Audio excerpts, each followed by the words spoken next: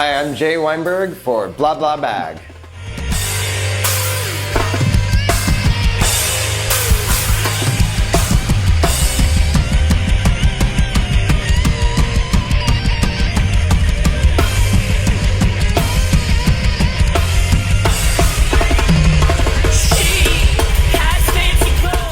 I don't really know any stick tricks. I'm like horrifically clumsy in that way.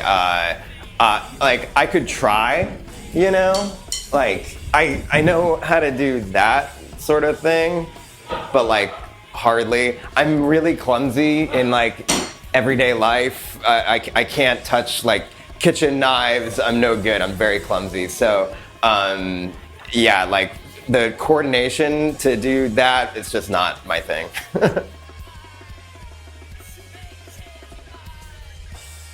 Drumming came into my life, I mean, pretty much instantly. My father being a drummer, I didn't really have a choice with drumming not being in my life in some way. But yeah, for drumming for me came at, I guess, relatively a later age. I was about 14 years old when I started playing drums. But I've always been surrounded by drummers. I would always really enjoy watching my father play drums. He would take my family and me on tour with Bruce Springsteen and the E Street Band. So I watched a lot. I learned a lot. But it wasn't until I discovered like punk rock. Like it wasn't until I first heard the Ramones when I was 14 years old. That's when I really started to like pay attention and wanted to become a drummer myself. My music education background is pretty simple, I think. I've never really studied music formally. I've never had a drum lesson formally. But that said, I think my music education has just been worldwide. Like, I love watching drummers. I love watching musicians. I learn by watching my favorite musicians do what they do. That's been my favorite way of learning. And I've also been really fortunate, you know, having now been a musician who's traveled doing it for, you know, almost 20 years. I've been able to ask my friends and peers and people who I look up to about their approaches to drums, and I find it really fascinating. So I like to say that, like, even though I never went to school for drums or for music, that my education in music has been immense over, you know, the course of my life, and still to this day continues. I'm always learning.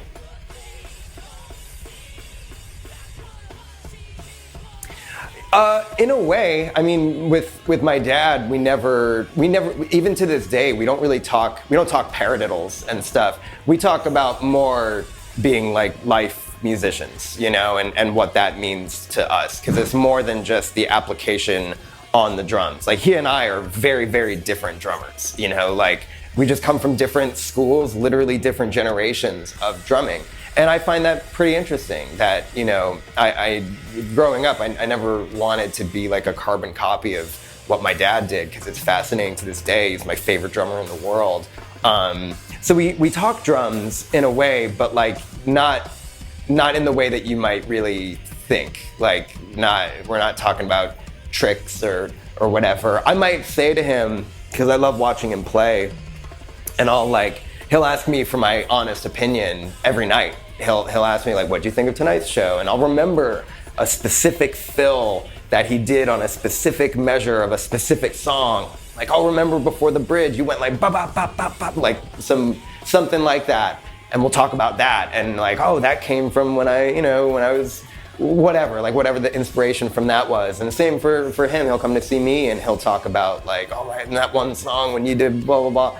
You know, that's how we talk about stuff in a way. You know, where did that idea come from and stuff like that.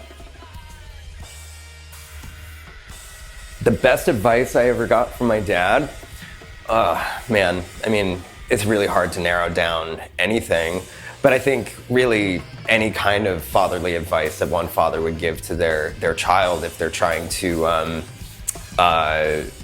embark on what, you know, he embarked on 50-something, you know, 60 years ago.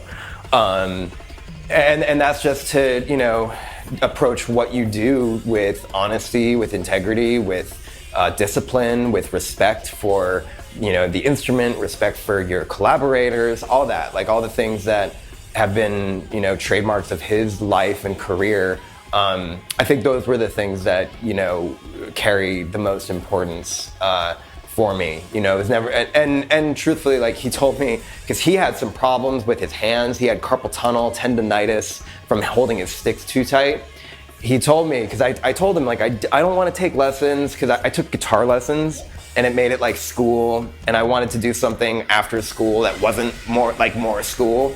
So when it came time I wanted to play drums, I was like, I just want to play along to my favorite records and teach myself what I love about this instrument. And he was like, okay, I get that. I just want to, he was like, just listen to me on one thing. I don't want you to hold your sticks too tight, because he did in the 70s and 80s, and he developed real serious problems, and he had to have surgeries on his hands. And so that was one bit of advice that I'm really thankful for, is to not hold my sticks too tightly, because that's very important in my playing. I'd get fatigued too quickly if I held my sticks too tightly. So yeah, that was a really good bit of advice.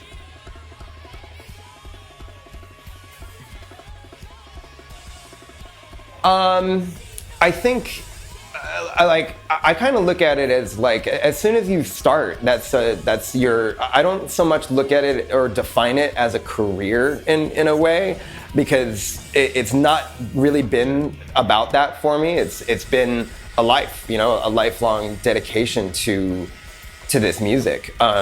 So I think, when I was 14, I'd say like that's when I started playing drums. Like I became a drummer. That's really it to me. And I'm 34 now, so for 20 years I've been doing this. I'd say when I started doing it in a way that I was now a public person playing the drums and collaborating with people and playing for audiences and stuff, that started for me when I was about 17 or 18. When I filled in for my father with Bruce Springsteen and the E Street Band, which is a pretty quick turnaround for, only having played drums for 3 to 4 years. But again, like that was my family, inviting me to be a part of something that is woven into my DNA. The E Street Band's music is a part of my soul. So, and Bruce's music. Yeah, I'd say like maybe it started between ages like 14 and 18, something like that.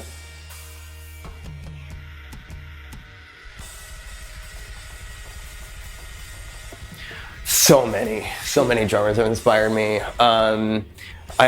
Whenever I get this question, I feel so bad like leaving anybody out, because there's just so many. But some that come to mind, like Bron Daler, Ben Kohler, Jason Rader, Thomas Pridgeon,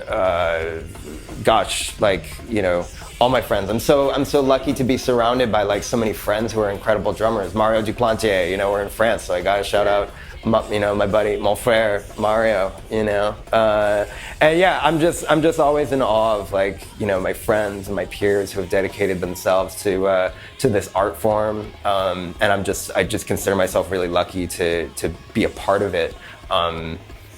Yeah, there's an endless list. I would, no matter how long the list could get, I would find a way to leave somebody out, but those are some of my like friends and guys that I really respect a lot. I think that's a good word to use, is that like I'm drawn to drummers' energies, I really find it fascinating. I was speaking with a friend the other day about like when you can find a drummer who like maybe they've created a specific sound in a specific fill. Take Bron Daler, for example. These wonderful like that's a Bron fill to me. Like I can hear his soul in that. Like that kind of stuff is really impactful to me when you can distill your energy, your soul, your character into certain musical things where you can hear it. You don't even know, what you're listening to, and be like, oh, I think that's that guy on the drums or whatever. That's really appealing to me. And yeah, so I think when you hear a drummer's personality and creativity and their energy in their playing, like that's what speaks to me the most.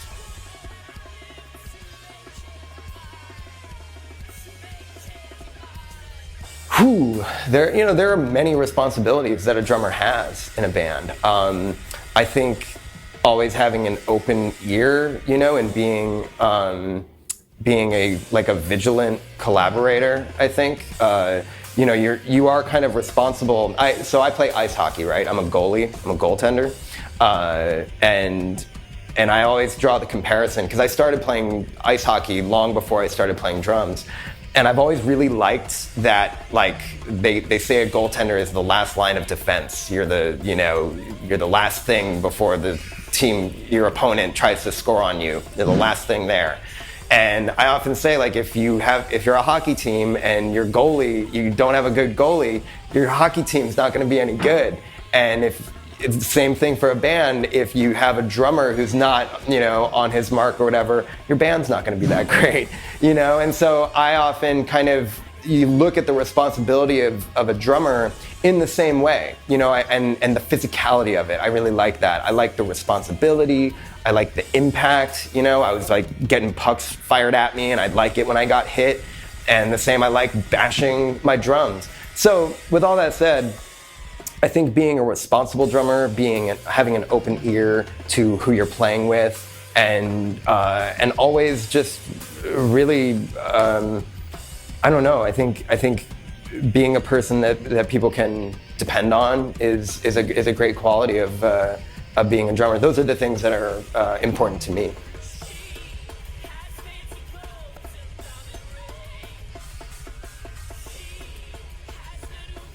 I mean, aside, like, there are the obvious challenges of, like, when you have a rigorous performance schedule or whatever, that becomes difficult. But that's like, we all encounter that. When you start touring and you start playing around the world, you encounter, like, I didn't get any sleep last night and I have to find a way to rise to the occasion. I'm very sick tonight, and I have to find a way to play because there's a time that you hit the stage and you have to bring it your all. I remember a specific performance a couple years ago. I got food poisoning right before the biggest show I've ever played in my life. It was for the Wacken Open Air Festival in Germany, the summer of 2022, I think, with Slipknot. And I got food poisoning the night before. And so I was like throwing up all day. It was a real challenge. And on top of being nervous, knowing that it's a very prestigious festival in Germany, and this was our first time playing it, and I was already really nervous knowing that there was 100,000 people that we were going to play for that night, and I was really, really, really sick. And but I knew that, those 100,000 people can't know that I have food poisoning right now. I have to rise up to that. So I think there are things that are like, that's just, I think beyond being a drummer, that's just like, being a performer, being somebody that is relied upon, you have to rise to those moments. And, there's no getting out of it. There's no choice, So I like that, I like that pressure in a sense. I think I share that with many people who I admire. They have the same mentality of rising up to that occasion. So as much of a challenge it is, that's just all part of it. And as a performer, you just have to accept that, and that's part of the deal. But I'm okay with that.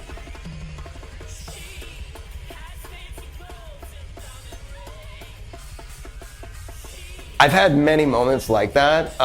One that comes to mind, or several that come to mind, are when it has to do with my real family, like people I'm blood related to and people who I've known my entire life. So, for instance, Bruce and the E Street Band, moments on stage with them mean everything to me. That's like part of my. It has to do with everything that music means to me. So for example, this summer.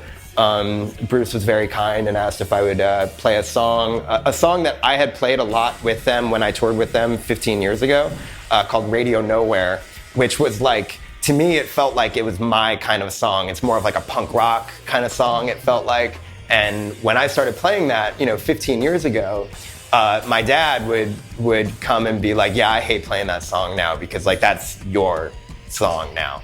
And so that was a real treat to kind of like feel like I was becoming a part of that lineage and this band that my father's been in for 50 years now. To be a part of it in some small way of that was really cool. So this summer, Bruce asked if I would play that song with them in Barcelona, Spain, and to revisit that moment of my life, 15 years later, and hug Bruce on stage, hug my dad on stage.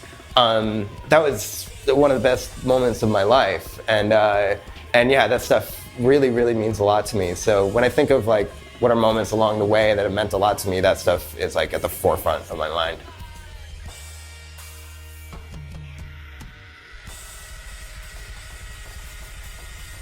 It's one and the same with an experience I had with the E Street Band. The worst experience I had on stage, I'll never forget it. To tell this story a little bit, when I was preparing to play with Bruce and the E Street Band, he had handed me a list of like 300 songs, like learn all of these because we will be playing all of these. And then every day he would add like 5 songs to learn, like every day. And we'd sound check 2 or 3 of them, and then we'd play 1 or 2 of them during the show. But when we went to Europe, he told me that we're not going to focus on material from these couple albums. One of those albums being The Wild, The Innocent, and The E Street Shuffle, which I knew that album had very like progressive elements. There was, some jazz elements in it and very specific nuanced things that went on that record. So I knew it was probably I listened to what he had asked and was like, okay, I'm gonna focus on the rest of this list of material, right? So we get on tour in Europe, and part of the show, Bruce would go into the crowd and he would pull signs of requests. So he'd pull like 20 or 30 signs that were requests from the audience. And there was a section in the show that was just 5 question marks, and we'll play 5 songs, who knows? But he'll pull from this list and he'll show the band and we'll play those songs. So he pulled out, we were in Stockholm, Sweden, and he pulled out a sign for the E Street Shuffle, a song that I knew was on this record. And I knew that I couldn't fake my way through that kind of a song without preparing or practicing it with the band. Like I knew jumping into that, because he would call out songs that I had never played before, songs I'd never heard of before. But Bruce is fantastic in the way that I've never played with anybody like this, where he instills the confidence in his bandmates and the people on stage to where he could pull out a song. For instance, he held up a sign for a song called Dark End of the Street. And I was like, I don't even know what this song is. I've never heard of this song. And he looks at me and he's just like, yeah, you'll figure it out. And so he starts the song and then he counts the band in, and all of a sudden we're playing it, and now I've played a song I've never even heard of in front of like 70,000 people. So this was normal in that environment. But I knew the song, the E Street Shuffle, I couldn't fake my way through that. I had to know it intimately, and I didn't, because I had a lot of other material to learn for that tour. So he held up a sign for the E Street Shuffle, a song that they don't play that often. And the whole crowd goes crazy. Oh my God, like 70,000 people. Oh my God, they're gonna play the E Street Shuffle. And he turns to me and he goes, do you know this? And I just had to look at him and I was like, no, I don't know it. And to hear 70,000 people boo because I just ripped away this gift that they were about to receive, I'll never forget that. But you know what? It was also a good learning moment in that, the sun came up the next day. It wasn't the end of the world. I was, horrifically embarrassed, but we all laughed it off and we played a song that he knew that I knew. But yeah, I'll never forget that moment on stage.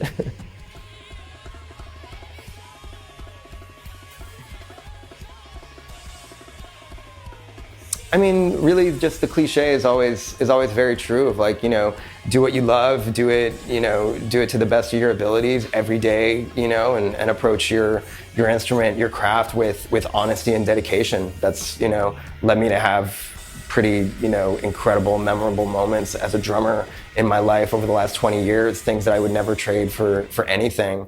And yeah, treat every performance like it's your last.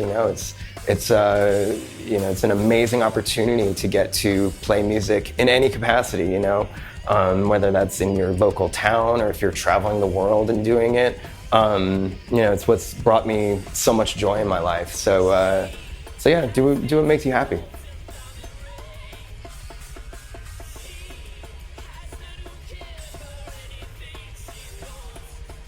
It's hard not to say just the whole thing, because it's the whole thing. It's all about the whole thing. But that's kind of a cop-out of an answer. But I really like the snare drum that I've built with my dear friends at SJC Custom Drums.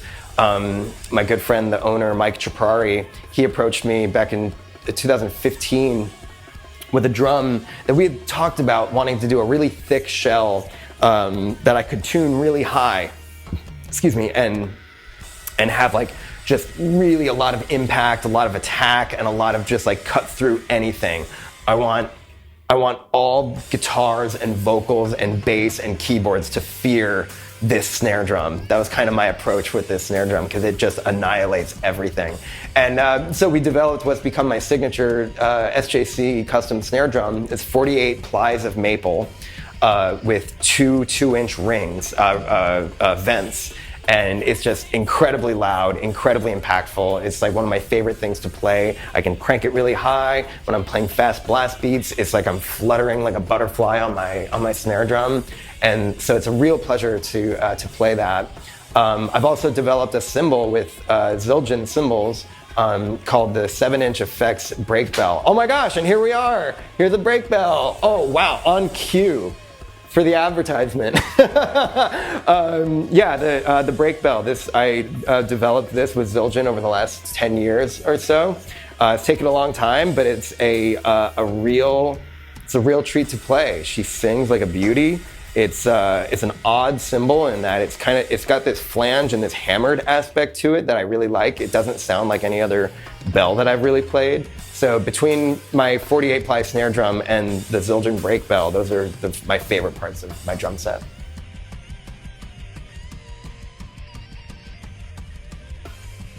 The one with the guy with like the curvy mouth, that's like, that guy best represents me, I think. You know the one? Yeah, of course. All right, show it on the video. Yeah, of course. The guy.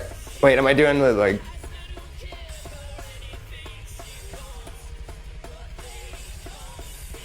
Let's say Bruce Springsteen's Jungle Land. Whenever I see them play that song, I'm reduced to rubble. It's so impactful. It's so special. It reminds me of Clarence Clemens and Danny Federici. It's everything about what that body of music really represents to me. So between those two songs, I get a lot of enjoyment.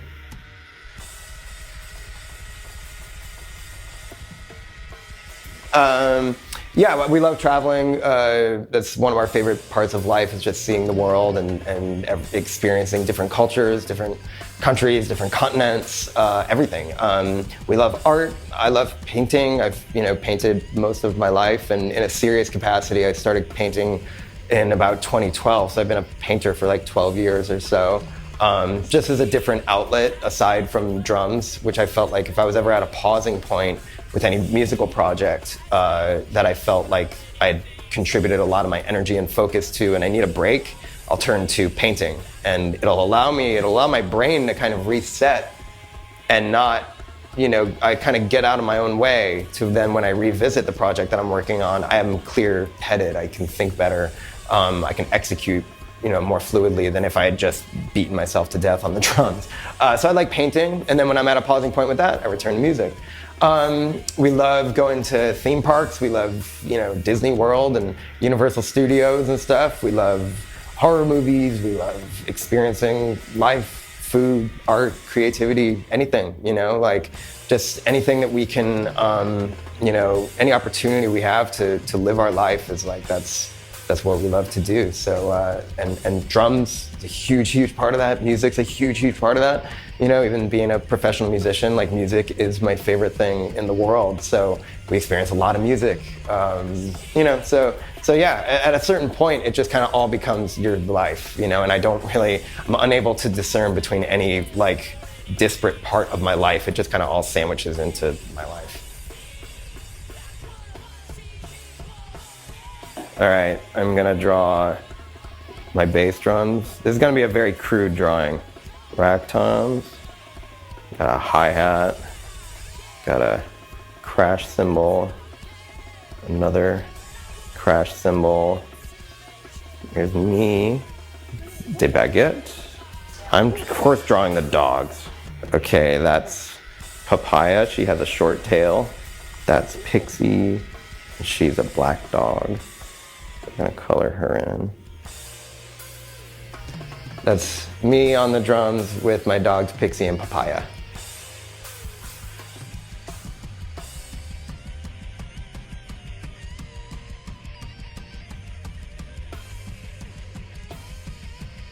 Merci beaucoup. Thank you, La Baguetterie, at the Bag Show. I'm so excited to be here. So excited to be on Bla Bla BAG. And yeah, just merci beaucoup. Thank you.